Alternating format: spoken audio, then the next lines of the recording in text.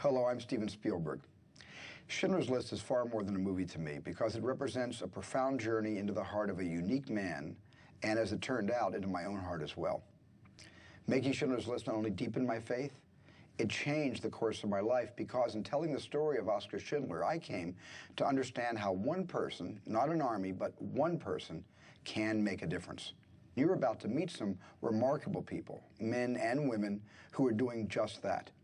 They are Holocaust survivors who have shared their stories with us as survivors of the Shoah Visual History Foundation. After meeting quite a few survivors during the making of Schindler's List, I became convinced that archiving their testimonies was the single most important thing we could do to work against the kind of hatred and ignorance that spawned the Holocaust. So in a moment, you'll hear some of their stories, and I believe you'll find the experience as powerful, perhaps more so, than any film. These accounts show us how ordinary men and women can transcend circumstance and become extraordinary. How victims can, with courage and fortitude, become victors.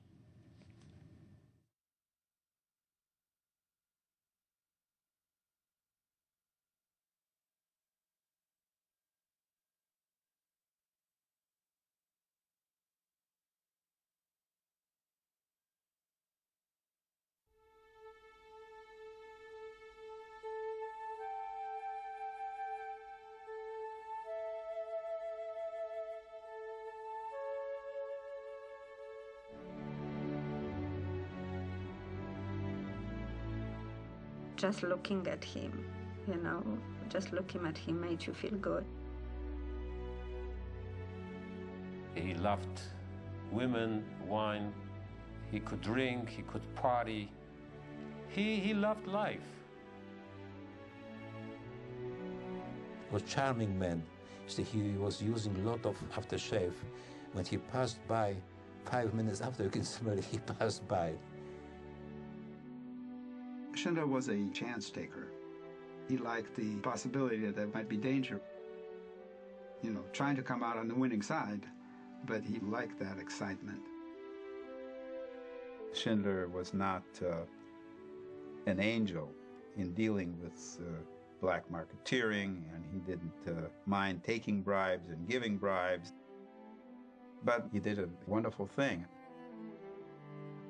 He was life, he was maybe future, he was God for us.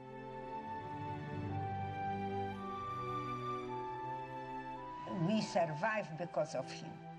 Whatever they said, whatever, we survived because of him.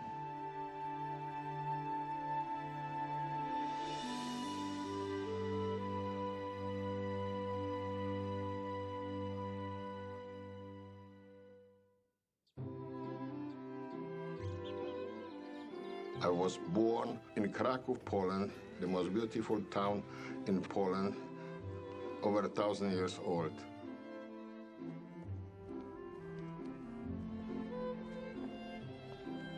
Between our homes and the river, there was a meadow. In the summertime, we mostly ran around barefoot, really free souls.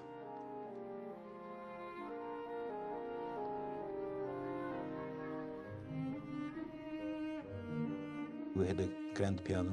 My two younger brothers, one slept on the piano, one under the piano, getting musical background.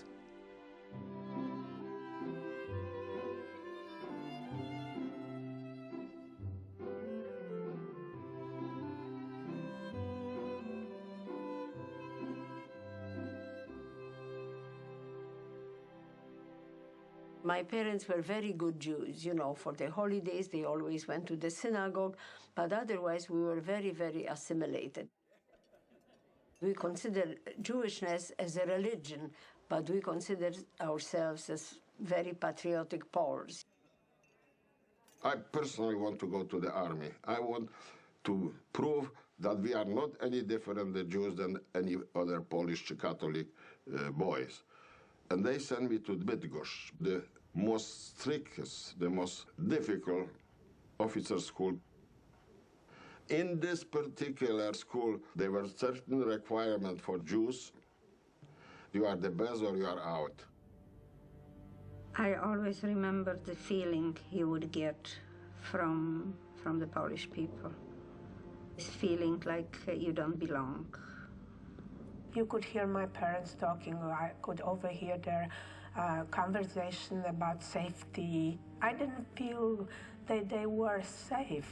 I didn't think they felt secure in Poland. They could throw stones at you, and you were not allowed to hit them back, because a Jew has to be a nice person. You cannot hit back. We were brought up not like today to stand for your rights.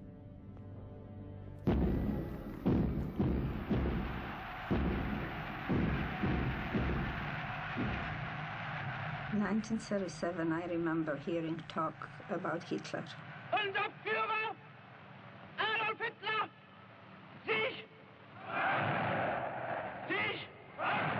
Something was ominous because everybody was concerned. You know, the older people were concerned and talked in hushed tones, you know, and listened to the foreign broadcasts on the Telefunken radio.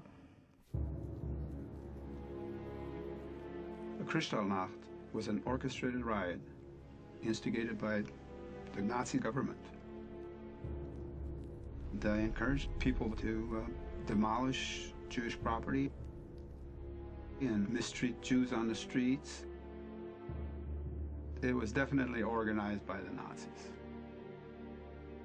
We never expected that something like this could happen to our country, to Poland. You know, we believed in our army, and we thought that our cavalry can, you know, defeat the German tanks. You know, it was naive, very naive. In 1939, I got the order to go immediately to my unit, what was 200 kilometers away from Krakow. And I arrived the Friday morning, about 4 o'clock in the morning. 6 o'clock, the war started.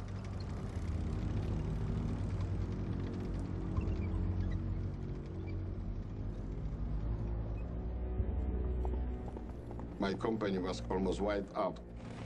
I took in 240 soldiers, I took out 45, that's all. The rest or got killed or wounded.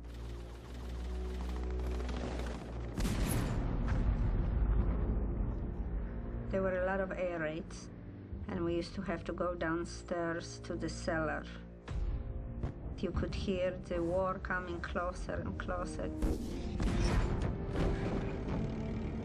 The war started on September 1st, and the Germans walked into Krakow on September 7th. I came from school, and I was playing outside, and suddenly we heard the march, and we heard the Germans are here.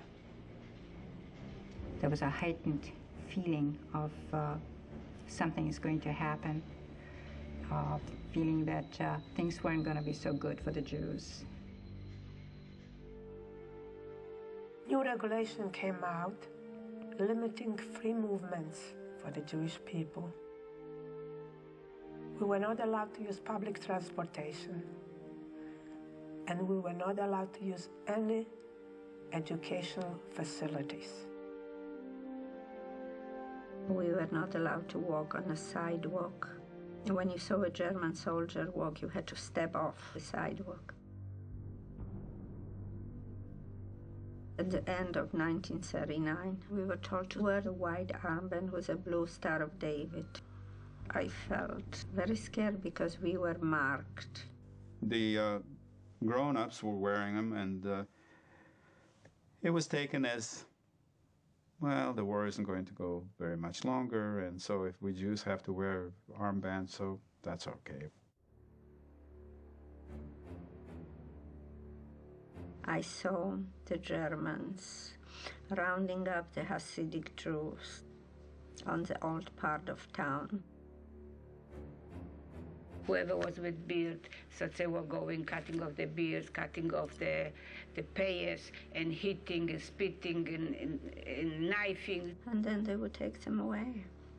The families, lots of families just were destroyed. My father had always been a very proud man. He was proud to be able to support his family. Then these Nazis roughed him up and took him to jail. When he came out, he was never really the same man that he was before. I was sleeping in bed, and I can see this picture like it's frozen. And my mother came, and she says, well, it's already 3 days, and we still didn't get any bread. And it was so cold already, and she put her hands into the down quilt that I was laying. And that's the picture that I can remember, and I'll remember the rest of my life. Some people fled, right, when the Germans came in towards the Russian border. My mother and I packed little suitcases, and we went as far as the end of the city, you know, and then my mother said, where are we going? Where will we go? You know, the two women alone, and we came back. And this was our biggest mistake. All the savings accounts in the bank were closed by the Germans. We couldn't touch our money, and the money wasn't worth that much either. So my mother was selling some of her jewelry in order to sustain us. My parents got rid of their nice furniture and silver and china and all of these things, sold them to the various non-Jewish neighbors. I think it hurt my mother terribly because she liked those things. She was proud of them. At that point, I lost my sense of security. It was totally replaced by the beginnings of fear. There was a van that was owned by a German cheese company, and we called the van Käsewagen. When the van showed up in the Jewish section of Krakow, few German soldiers ran out of it and were catching people on the street who were close to the van and putting them in the van, taking them for hard labor. Some came back, some didn't.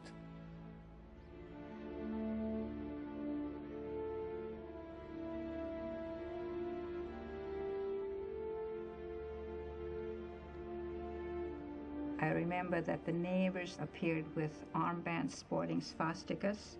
So it was really kind of an incredible feeling to realize that you've been trusting people and telling them your feelings and your attitudes, and they were sympathizers of the Nazis. The Poles were promised, if you know the Jews, let's presume us, we were living in a beautiful home, we have a business. If the Poles took over everything what we have, so it was better for him.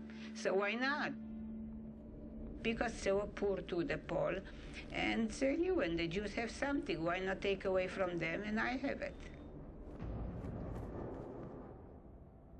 My father's business was affected immediately when the Germans came in, and they gave us a paper showing the order that the factory is being taken over by the Germans.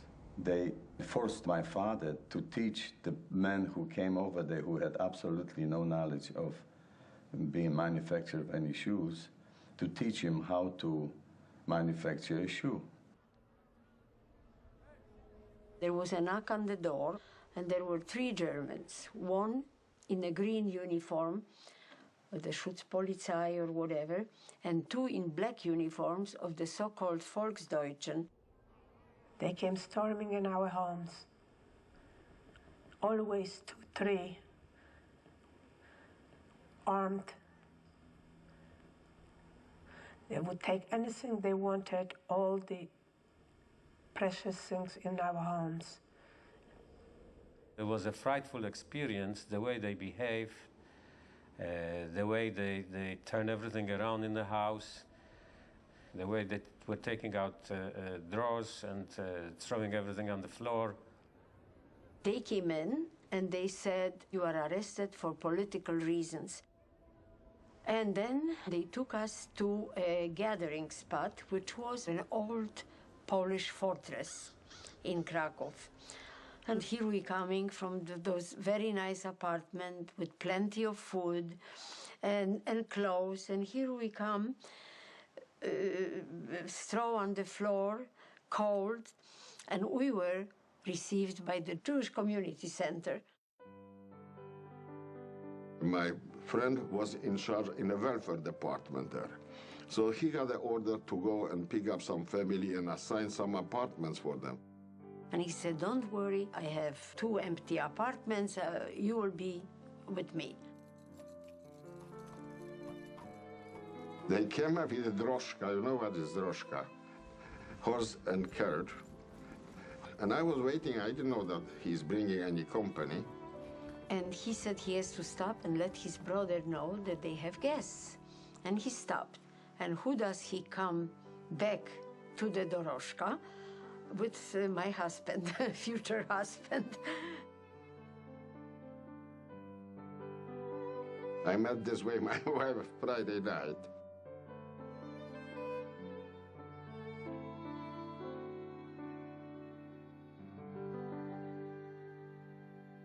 We still were hoping we'll go over like a bad storm, a bad dream. Nobody could believe it will go on forever and ever.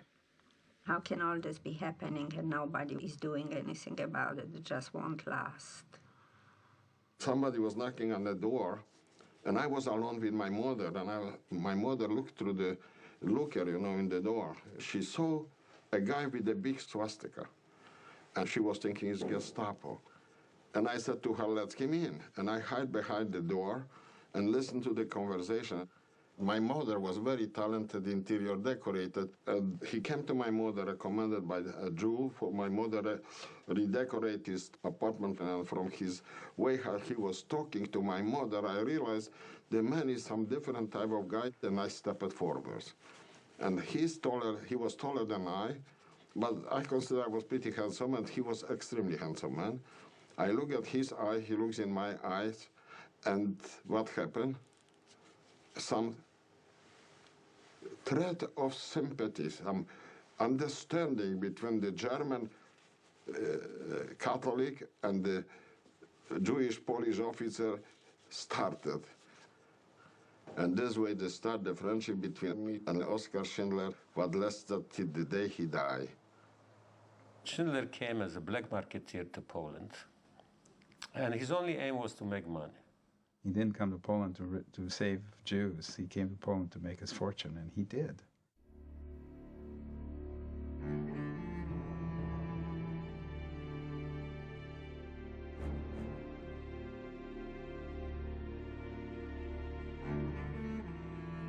One day, they said all the Jewish people has to move to the ghetto.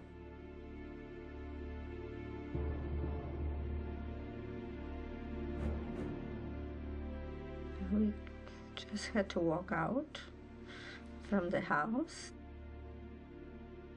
Then the Polish people stood on the sidewalk and they were yelling, "Good riddance, go, don't come back."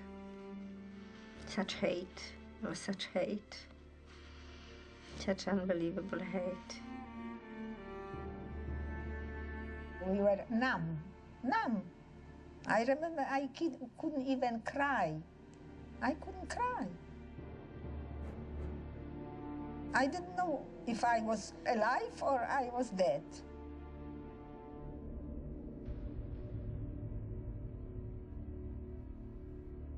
At first, we didn't have any walls around the ghetto, but then they started putting up a wall around the ghetto, and they even bricked in windows and doors, you know, of buildings facing towards the outside of the ghetto. When we moved to the ghetto, we were assigned one room with 2 windows. For each window, they assigned 3 people. So when the room had 2 windows, 6 people had to live in that room. My father, during that period of time, was working in Schindler's company. Schindler took over a factory that made enamel pots and pans. And his Jewish workers came to work from the ghetto. Schindler had actually increased his Jewish workforce, so my father asked Schindler if he could take my older brother. Schindler did just that, so my father and my brother used to march out to go to Schindler's company and come back. I was assigned to work in a factory which, in those days, repaired the German uniforms. And one day they said to us, "You're not going back to the ghetto today. We need you." They didn't say why. And they told us to stay. They gave us something to eat. They told us to sleep on the tables, on the benches. The next day we worked all day. And in the evening, as usual, they took us back to the ghetto. And the ghetto was half empty.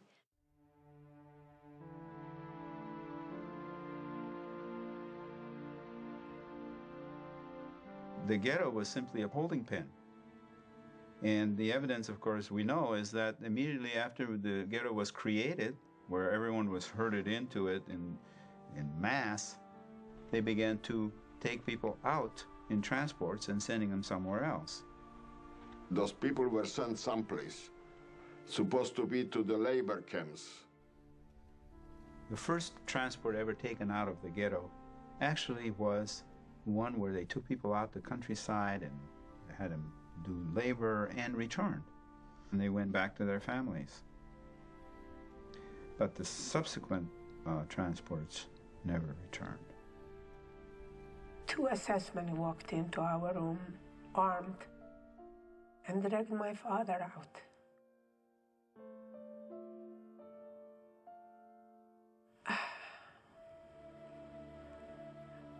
He turned around to us, tried to put us at ease, and he says, "Don't worry, children. They're taking me to work. They need me."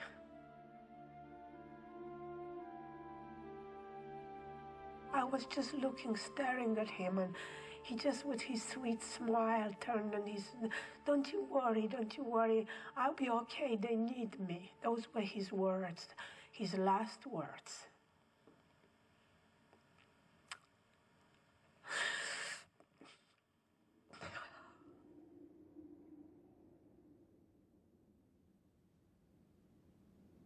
There came an announcement that they're going to change Kennzeichen, which was the identification, for another identification called the Blauschein. My sister, my father, and myself got the Blauschein. My mother didn't.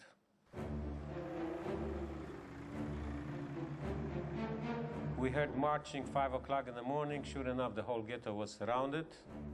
SS marched into the ghetto. My mother told me to hide. We lived in an old building.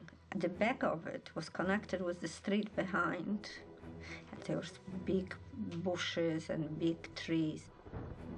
And my grandfather and my grandmother and myself, we lay down under the bushes.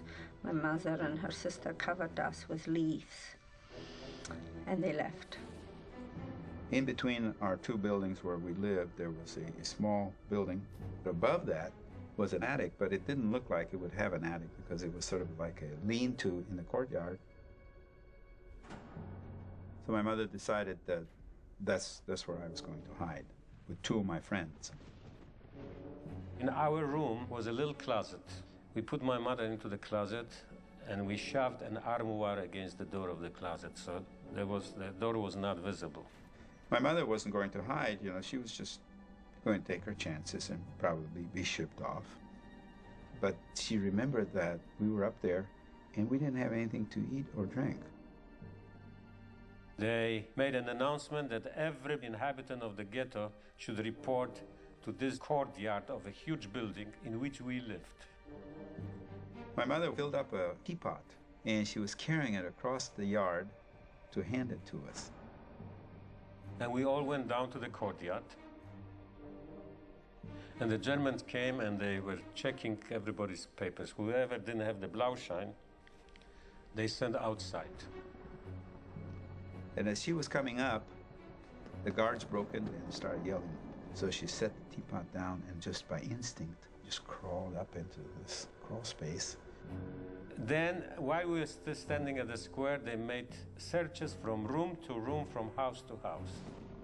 We were standing in the courtyard watching while they walked into our apartment, where my mother was hidden in the closet, and our hearts stopped. And the Germans are running around in there yelling. bringing people out of other apartments, little children and women. They hauled the woman, the mother of those two children, out. We heard shots outside, how they were shooting people outside. It was just a horrible thing that lasted practically the whole day. When nightfall came, things began to quiet down. We could just hear sporadic shootings and yelling. I remember it was very, very quiet, and we just lay there, and we lay there. And my mother came in again with her sister, and she says, "It's all right, you can come out now, everybody's gone."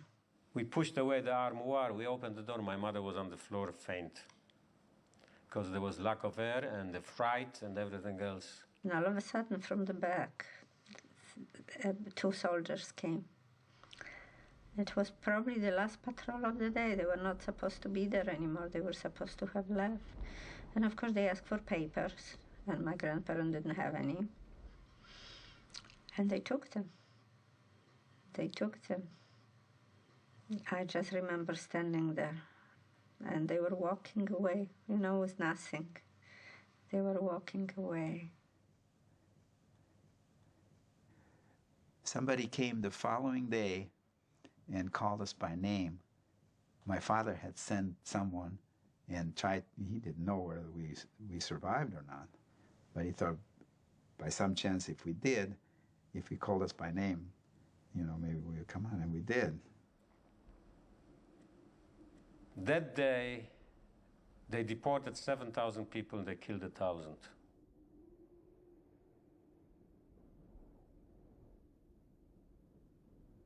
There were starting to be rumors very soon, about early 1942. One man was able to flee to escape from VOZES. He said that people are being exterminated there in the gas chambers. He started to talk to us about what he saw with his own eyes. Nobody believed him, particular people who were in charge in the Jewish Council. They were thinking that he got crazy. We didn't believe it because, you see, if, God forbid, it would happen now, we had a precedent in history. We would be maybe watchful, maybe we will be more frightened. But in those days, there was no precedent in history. Who could visualize that a man is capable to do something like this to another man? The Germans began to build a camp just outside of Krakow, Plaszów. And some people were slowly being moved into Plaszów, and those people who were building the camp, for example, were already lived there. We didn't know whether this will be a labor camp or whatever, but we were resigned. Whatever will happen, will happen. The Germans came very early in the morning, about 4:30 in the morning, and they were running through the ghetto. The truck was driving through the ghetto with loudspeakers, that everybody had to pack up and leave the ghetto by 6 o'clock at night. But they would only allow those people to leave who had jobs. And everyone who remained was taken directly to the death camps. Germans always yelling and screaming, heraus, heraus, mach schnell, you know, get out, hurry up. They were dragging people and kicking and pushing. We started to hear shooting in the ghetto. People who couldn't walk fast enough, they kicked them, they shot them on the spot. They took some of the children and absolutely knocked their heads on the walls. They swung them by the legs and killed them that way. There were corpses lying in the streets, blood all over. We all saw it. I ran to the corner to meet my group. My mother was already either behind me or ahead of me. I don't know, because I actually walked without my mother. I was afraid. My husband had plans to escape through the sewers. So my husband left, and the German megaphones were announcing constantly, get out of the apartments, because if you get caught, you will be shot and we will be looking. When I found out that they were killing people in the sewers, I went for Mila. I came over, there's no Mila there anymore. I got scared, and I walked out. I took a little bundle with me, and I think I joined one of the very last groups from the ghetto going toward the camp.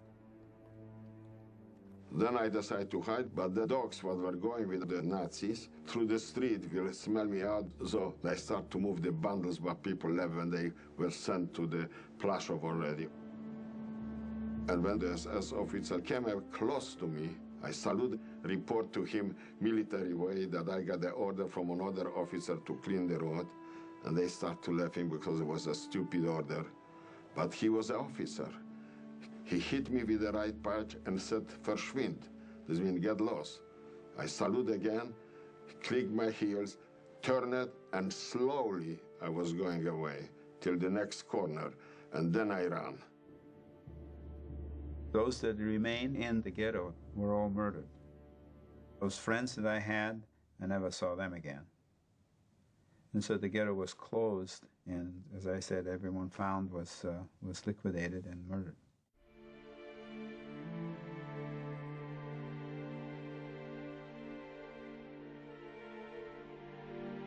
And it was then that we realized nothing was going to really save us.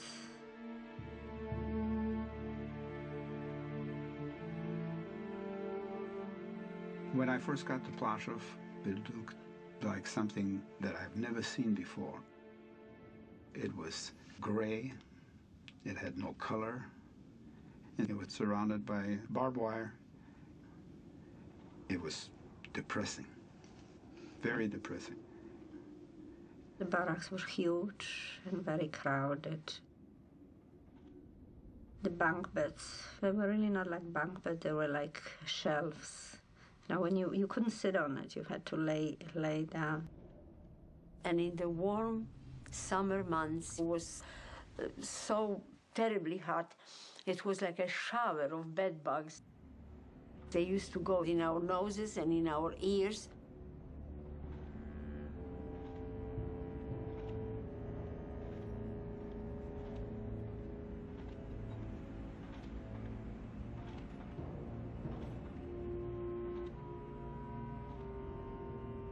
Amnon Get, who was the commander of the camp, used to ride a big white horse, and he was riding the horse all through camp, and if somebody looked at him and he didn't like his looks, he just took out his pistol and shot.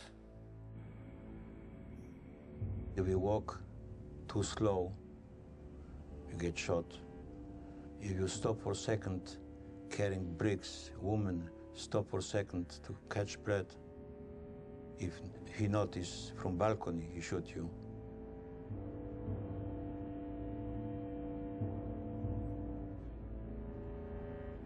I was ordered to clean barracks. On the third day, Amnon Get walked into the barrack for inspection. Suddenly, he stopped in front of me. And he said to the woman that was in charge of us, he says, "If a Jewish girl is smart enough to clean a window on a sunny day, she probably is good for me. Send her to my house." When I arrived in this house, I was told to iron his shirt. Did I know how to iron a shirt? No. I never did anything home. My mom never let us do anything. I was the baby. All of a sudden, I felt a pull from the back by my braids and a slap on my cheek that everything swollen in front of me.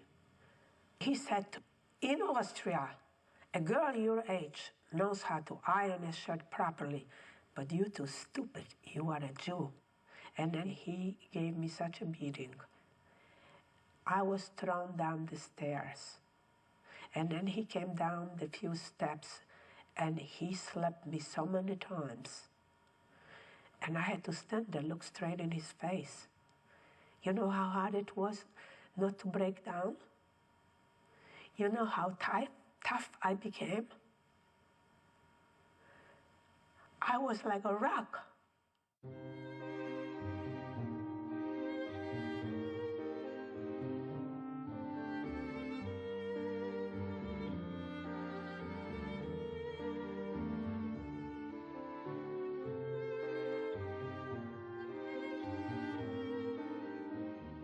He had a couple of different hats hanging right near the entrance of the villa. And you know, it's amazing that I knew what hat he would put on that he would be killing people. If he would put on a Tyrolean hat, you knew that day that he's going to kill a lot of people. When he came out wearing white gloves, you knew that he is out for slaughter. He's going to kill a lot of people. Later, when he came through the gate of the villa, he would whistle. Like a happy whistle, like I felt he's content, he accomplished something.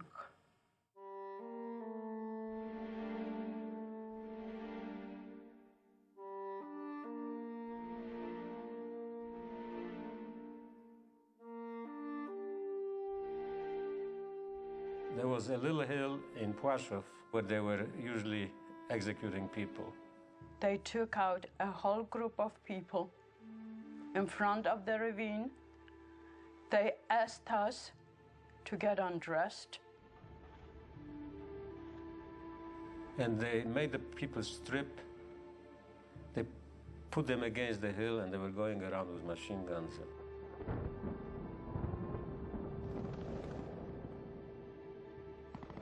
They shot me in my leg,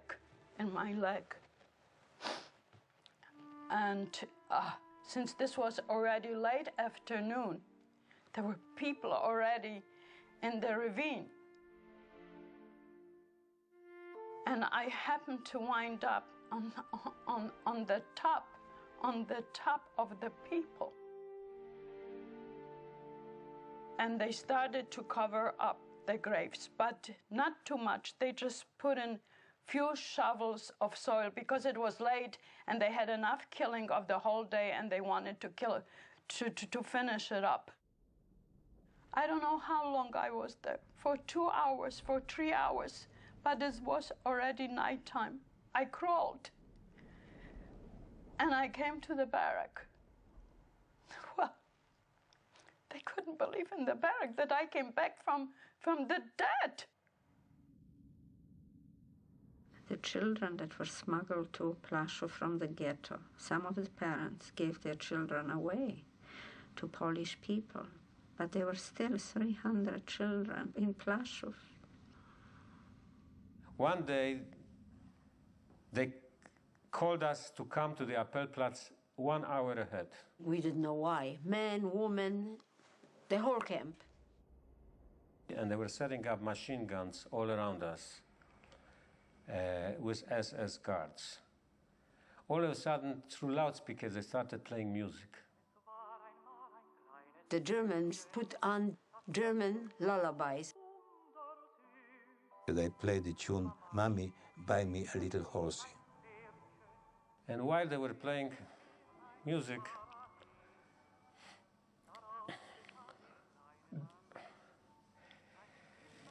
trucks started coming in on the road facing the Appellplatz. They collected all the little children in the whole camp and they put them on trucks and they were taking them away.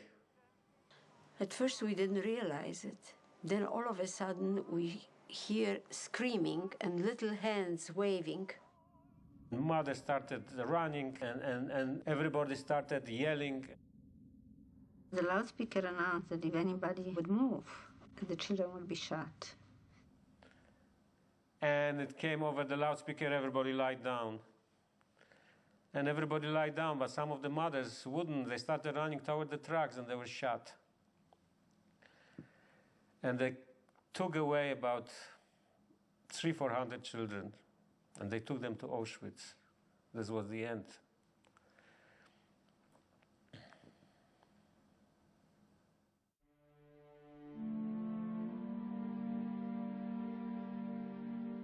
You know, we talk about people not resisting and not running away and all this, but there was a resistance.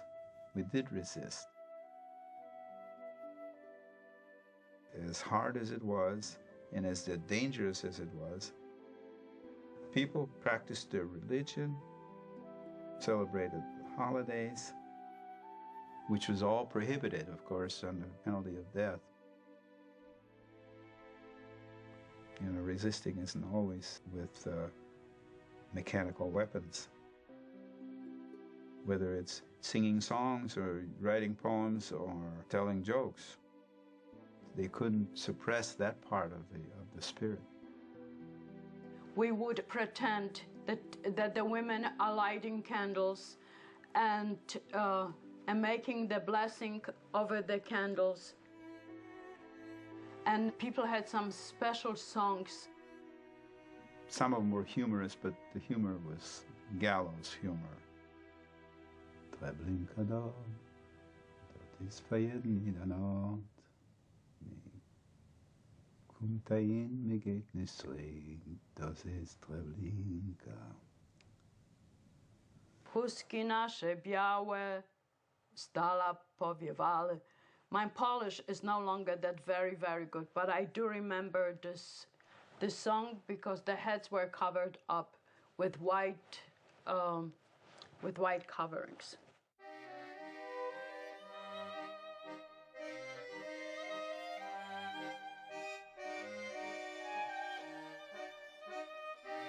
Get learned that we are musicians and called us to entertain the people, his guests.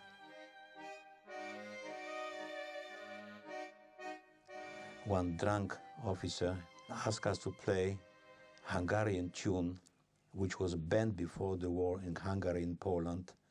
They call it suicidal tune, called Gloomy Sunday.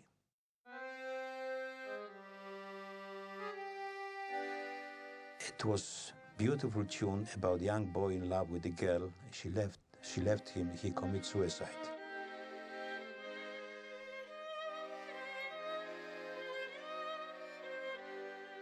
He asked us to play the tune. He was a bit drunk. We play once. He asked us to play again, and again, about 6 times.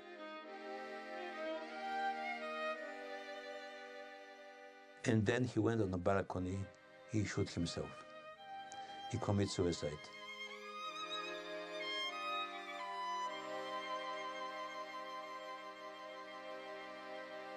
Oskar Schindler started to come as his guest. And right from the beginning, I noticed he was rather different. He was always very happy. He drank a lot, but he was never drunk. He never was drunk, but he was always happy. His hands were always up when he talked. He was always center of everybody in the room. He came a couple of times with his wife. She was a very, very subdued, dignified lady. But also I saw him quite a few times with other young women. And he would stay over. On the 3rd floor, there was a guest room. And he would play cards with Gert. They were really very friendly.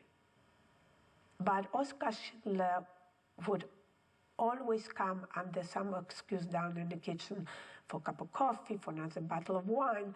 And when he came down, he would always have something to say to me, to give me hope. He even took me to the window to look out where people were working.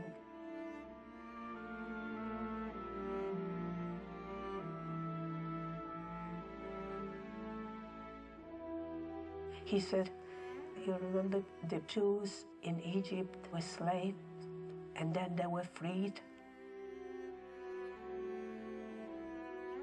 He said, this is what's going to happen to you. One day you're going to be all free from this hell. You will see.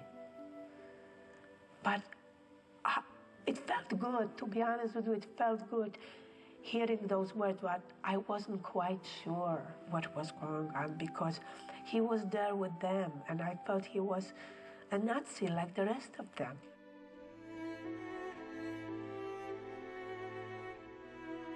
Schindler used to take out people from Plaszow, and people were walking to his factory. But then, because he had so many conflicts with Get would keep the people, not let them go to work. We were constantly standing on the Appellplatz, and Schindler didn't have people to come to work. So he told them that he wants to build barracks right on the premises of the factory. And that's what he did. They gave him permission to do that. The excuse was that the workers would be more efficient and they'd be right there and they wouldn't have to be walking back and forth. But Schindler had an ulterior motive to do that.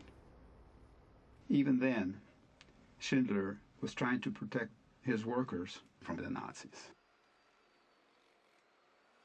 There were no hanging, no beating, and we worked too, maybe 12 hours, but we couldn't die from it. Oskar Schindler made his workers feel that he cared about us, and he wanted to help us, and he wanted to feed us. We had meat, we had soup, we had bread. We were very well fed. It was a complete different ball game. And we worked on this factory floor, and he would come down and slowly walk through and actually stop at different places and talk to people. And one time he stopped at my father's workstation, put his arm around him on his shoulder and said, "Don't worry, everything is going to be okay." I'm sure he didn't know it was going to be okay, but it was just sort of the human kind of thing to do, to speak. No Nazi would ever do a thing like that. I was working on a little machine, a lathe. One day a foreman came and took me away from the lathe and put me on a big press in the middle of the factory. And while I was working there, the machine broke down. And the foreman came running and yelling that I sabotaged the production. Sentence for sabotage was death. You know, they could kill you. And somebody went to get Oskar Schindler. And I remember how he came down and he said, "Was ist los? Was ist los? What's happening?" And they say to him that I did something to the machine. I broke the machine, and he walks around, he looks at me, he looks at the foreman, and I'm in his face. And he says, "This little girl broke this machine? This is you moron. She couldn't possibly break the machine." And he patted me on my head, and he said, "Where were you working before?" And I pointed this machine to him, and he said to the foreman, "That's where she works, that's where she's gonna stay."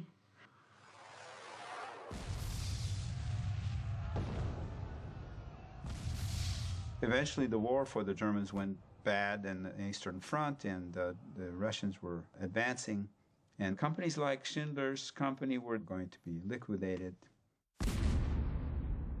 But Schindler decided that he would not let his workers simply go. He was going to transfer his company, lock, stock, and barrel, over to Czechoslovakia and move his Jewish workers with him. He assembled us all in a courtyard, and he told us the factory is going to be moved to bring it to Czechoslovakia. We are going to be sent back to Plaszow, and then we're gonna come to Czechoslovakia. For us, it was like a dream, what he was telling us. We didn't believe him, because he was a German. He said, what he's talking. He would take us? Why should he take us? He would take whomever he wants. This was a pretty outlandish or preposterous kind of suggestion, really. All these experts had to be transferred with the company. But he managed to do all this by bribing people and by his fast talking and whatever.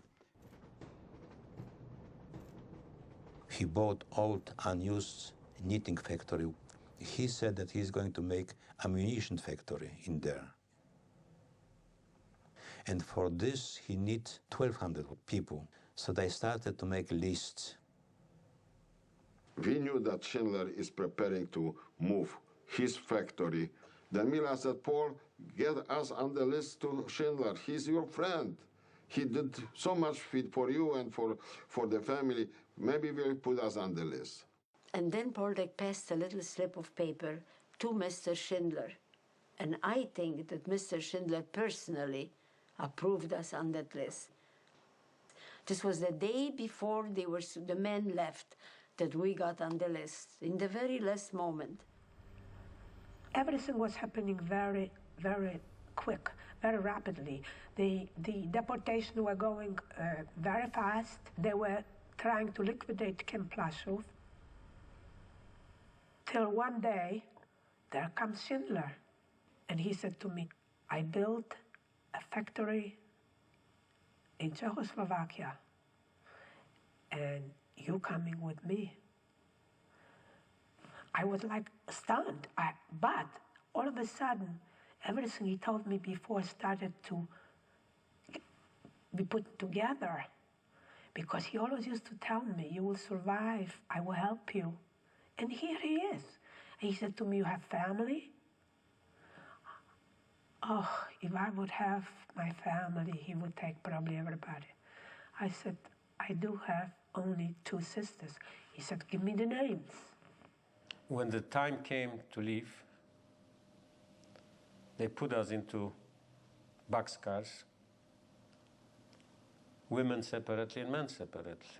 And we didn't know where we're going, or what's going to be. All we knew that we were on Schindler's list, and we thought that this is the best thing that could happen to us. But we still didn't trust that Schindler would persevere.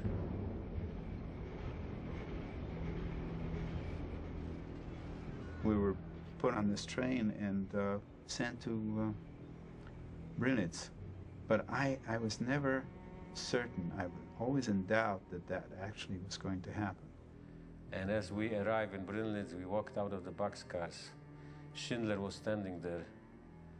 We felt such a relief that here is the man who's going to protect us. And we felt that maybe now we have a chance of survival. But we started worrying about women. Where is my mother? Where is my sister? Where are the women?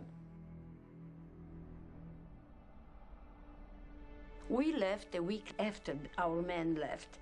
And we got on the trains, and so happy we are going, you know, we're going to join our men, and we're going to be with Mr. Schindler. We were very happy.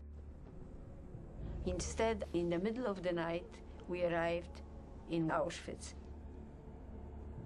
The whole place was lighted up, the dogs all over. Her house, and they were calling us names. You whores, you subhumans. Get out, get out. It was so scary right away. You didn't have even time to realize what's going on. All we saw is the chimneys, and everybody was like looking up, but nobody said anything. We looked at the chimney, there was smoke coming out, and the sky looked red. There was such stench in Auschwitz. You could smell the burning flesh. And it was like everything was covered with the smoke, with the ashes. We were covered, the barracks were covered, the roads were covered, everything was covered.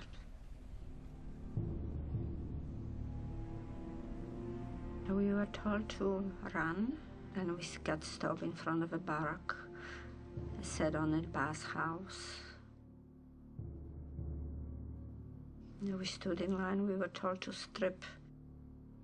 Snel, means fast, get undressed, and throw it on a pile. I put my shoes, I had whatever, a sweater, it was cold, you know, winter. I had a little picture of my father.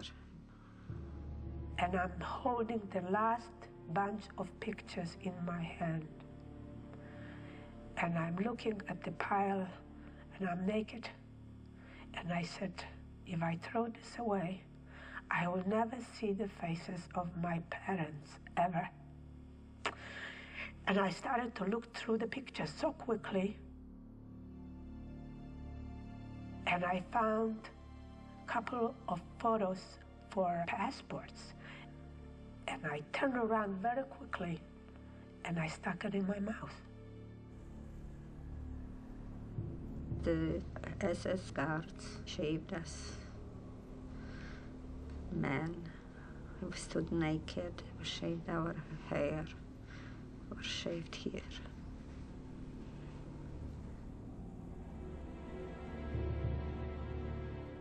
Then they shoved us into the shower room. We didn't know what to expect, you know, whether we were going to have the gas or whether we were going to have actual water. And I remember we were waiting and the water didn't come out. This means that the gas will come out. So we were waiting, said one look at the other. We couldn't do anything. Then in one moment it started, the water was coming out. I said, oh boy, so it's good.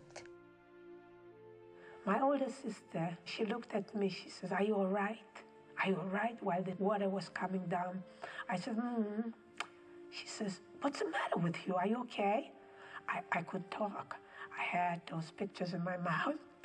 And as soon as we came out, I said, I'm okay, but I have the pictures in my mouth, Mom, Dad.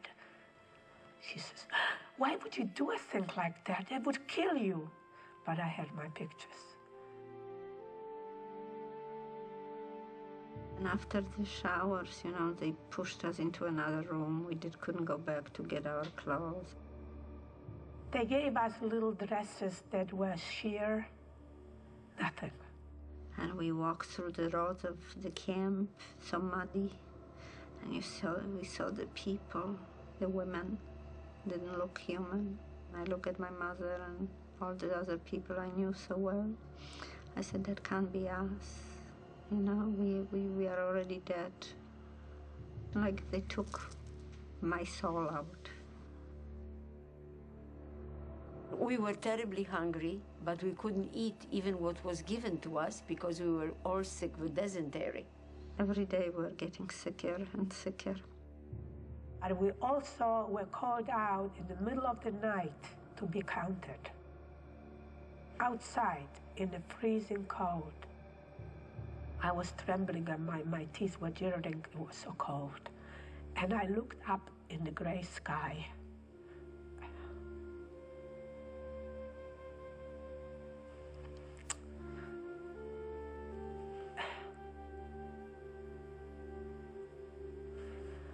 And I thank God that my mother died already. It was so cold. We were in Auschwitz 3 weeks. We couldn't figure out how we got there. We were supposed to go to Brindlitz to work. I was thinking that this is our end. I did not expect us to ever be rescued by Mr. Schindler or being able to get away from this hell. We were so totally dehumanized. I always kept saying Schindler would do something. I felt that he's going to save us. Oskar Schindler sent a beautiful German woman with lots of gifts and lots of money to the SS officer in charge to talk with him. Some things happened between him and her, and the gifts and the sausages and liquor and vodka what Schindler sent it to him. And a few days later, the women were coming. We were the happiest day, I think so, because we knew that we're going to Schindler. You see, we knew, all right, they called us, the list, the name. It never happened in the history of Auschwitz that they would call prisoners by their name. They usually had numbers. And so they sent us back on a train to Brindlitz. The gate opened of the factory, 6 o'clock, and there was foggy day. And like a shadow, you know, in the fog, the women were coming. We probably looked like a group of ghosts And we came into the courtyard, and Mr. Schindler greeted us like long-lost relatives. He said, "Welcome. Don't worry about anything. Now you are with me, and you're going to be okay. Don't be afraid. Soup and bread are inside. Go and help yourself." Brnitz was a small village, and we were outside of the town in a camp. The camp was not a camp, really, it was a factory. Downstairs was the factory. Upstairs, we slept. We did not have bunks, so we slept on the straw. With Mr. Schindler, we didn't mind anything. Everything was terrific. We felt, everybody of us, that as long as Schindler is with us, will nothing happen to us. We knew Schindler is there, and I especially knew what he told me. I felt safe. We started to work. The work was really it was a big sabotage because we really didn't do a thing. Nothing ever was manufactured in the factory, but for appearances we were working. I was put into a tool-making department. What did I know about tool-making? Nothing. Left hand didn't know what right hand is doing. Not one bullet came out of the factory. And then another time, Get came to visit. We were lined up to greet him, and Schindler walked through with Get. And of course, in Plaszow, you didn't dare lift your eyelids to look at Get. I mean, your head was always down. Well, we felt so protected by Schindler that we looked at him. For the first time, we really looked in a guy's face. And it was a good feeling, you know, to be able to look the monster in his face. There was one man in our group who was a tremendously optimistic person. Besides that, he worked in Schindler's office, and from time to time he heard news on the radio. So he used to come every evening and tell us all kinds of stories about victories of the Allies, how the Germans are on the run, and how the Russians are getting close. And like 100 people used to surround him and listen to his stories.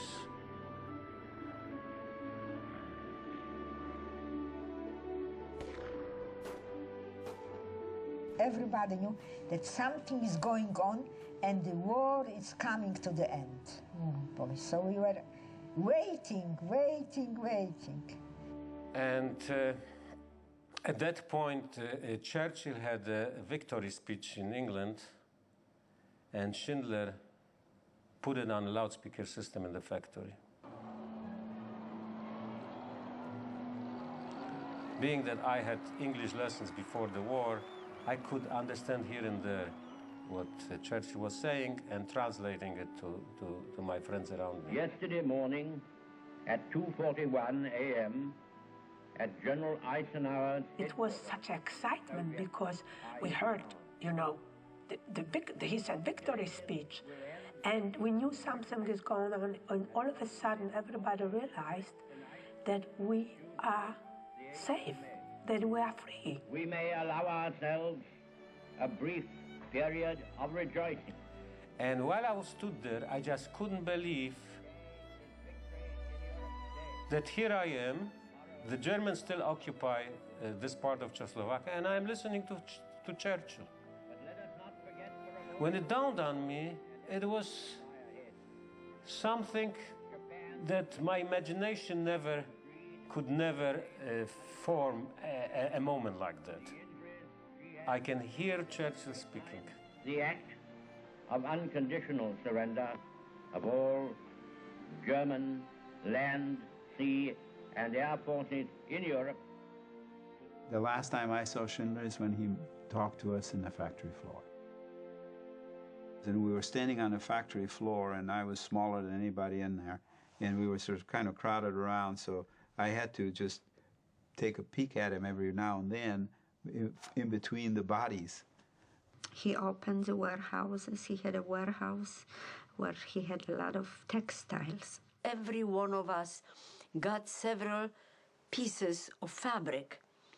So we could either barter it for something else, or sell it, or make something for ourselves. So each one had a little capital with which to start a new life, thanks to Mr. Schindler. He knew that we were going to be liberated by the Russians, and he had to give himself up to the Americans because the Russians would shoot him. We felt he saved us. We have to save him. He and Mrs. Schindler changed in prisoners' uniforms, even though they didn't look like prisoners because they had hair. We all signed an affidavit that he indeed saved us. And then we all went and kissed with, the whole line of people went by and kissed his hand, Oskar's hand, and Mrs. Schindler's hand, and we all cried. I cried. I felt like my father was being taken away again. They took Schindler out in his car at night, and they drove him to the American border to his safety. We were a few days in a no man's land, you know what I mean, because the Germans left and the Russians didn't arrive yet. 3 days later, the first Russian major with another soldier came on the horse, only 2 of them, we're liberating you. It was an eerie feeling. In front of our camp, there was a big, almost a mountain, like a big hill. And being in the camp, we always said, what are we going to do? If we will be free, what's beyond that hill? What will we do, And when the liberation came, we went beyond the hill. My parents decided Poland was not the place to stay. And in October, we smuggled over the border. We escaped from Poland and went back to Germany. I was 16 years old, and a third of my life was destroyed. And so I started looking for some place to learn something. I knew how to read, but I didn't know how to write. And I had lost, I was 14, and I only had 2 years of school. So the important thing was to get caught up. I went to a school for girls. It was a convent. And there was an elderly nun there. She was 92 years old. She had entered the convent at the age of 16 because of a broken love affair and had never left it. She did not know what it was like on the outside, really. She accepted me totally for what I was, which was wonderful, And she was very kind. It's the only time I cry when I think about her. She was good. There's some good Germans. Not everybody was bad. Within a few months, I was in the immigration department. I tried to emigrate myself and my parents. My parents came too. And we got the visa, American visa, New Year's, Erev Rosh Hashanah, 1946. We got on the ship end of December, and I was very sick on the ship.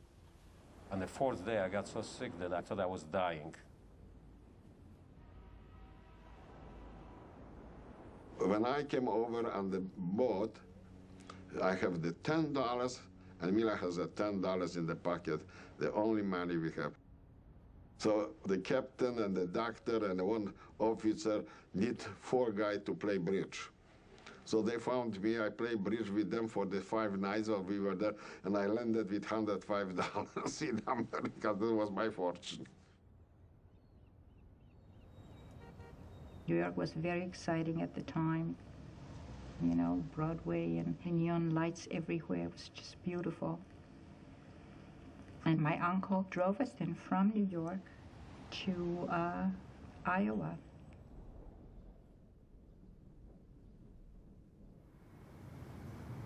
Our relatives, my uncle and aunt, lived in LA, so we came straight to Los Angeles from Germany. My first order was to learn English and fit into this new life.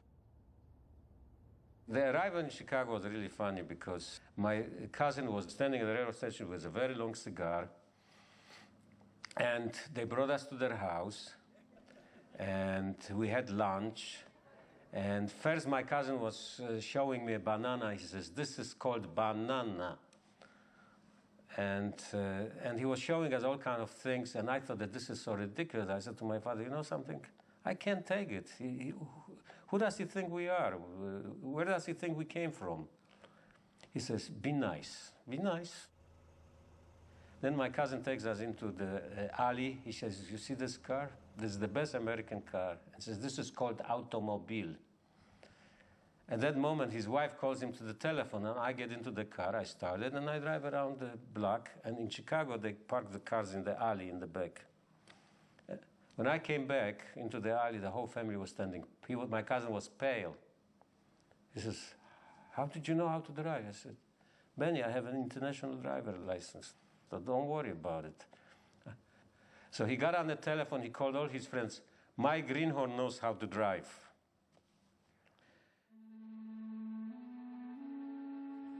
Schindler had really not succeeded anymore afterwards. He tried everything. He opened a cement factory in Germany. He made a film. Nothing really went well. As brave as he was during the war and enterprising, he just couldn't function in normal world. He couldn't make a living. He went to Argentina, where he bought a farm. Fact is that he was there for quite a while, and he wasn't prosperous. But he lived with the war times, with the people he saved. He knew about everybody's children's bar mitzvah, and he was telling me that this one has a son, and this one is this, and this one is that. And he was always telling me stories about the people whom he saved. We on Schindler's List are so unbelievably lucky, because if it was not for Oskar Schindler, I would never be here. I would never have survived. Wouldn't have had a chance to get married and have children and grandchildren. Hitler tried to destroy us, but he didn't succeed. One greatest day was when I was liberated. My second greatest day was when my child was born.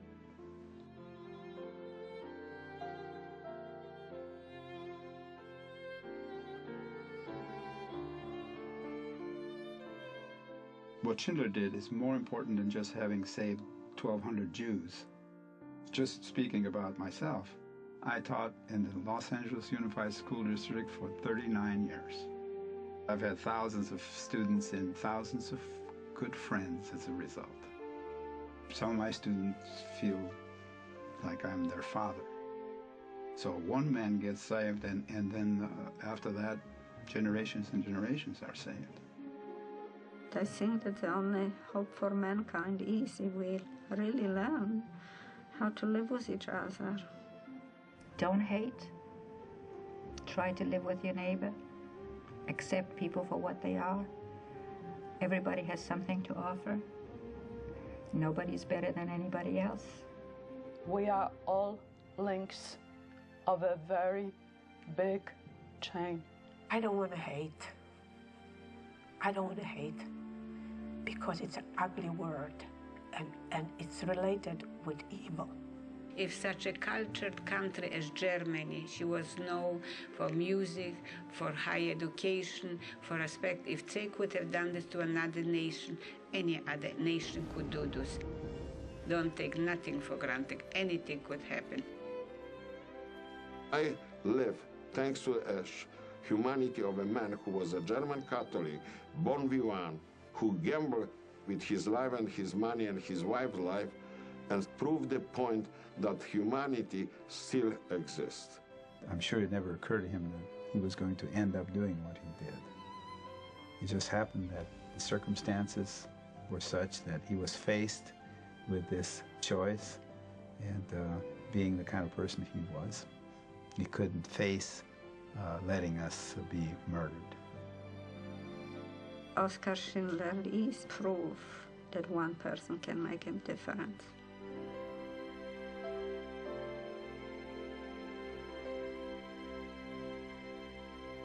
You've just met a few of the more than 52,000 survivors interviewed by the Shoah Foundation. In hearing their stories, it's clear that the scale of the atrocity they witnessed and the burden they carry because of it are simply beyond our capacity to comprehend. But by sharing their experiences, they help to inform us all about how hatred is born, how it grows, and what it can destroy. We are so grateful to these men and women, gratified that they have entrusted their stories to future generations. That they survived is a miracle. Through the Shoah Foundation, they've had the chance to survive a second time, in a sense to survive forever.